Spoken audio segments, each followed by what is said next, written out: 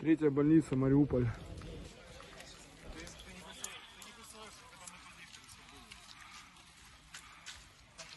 Роддом.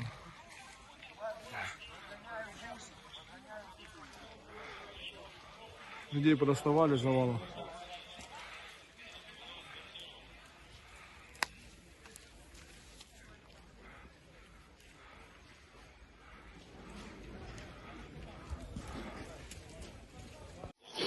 Роддом.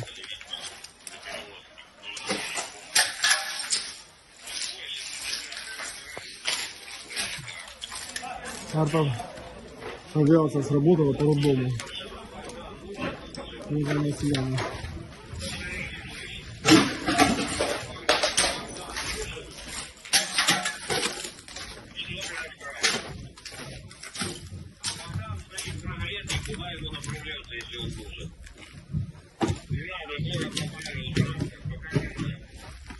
Люди есть тут?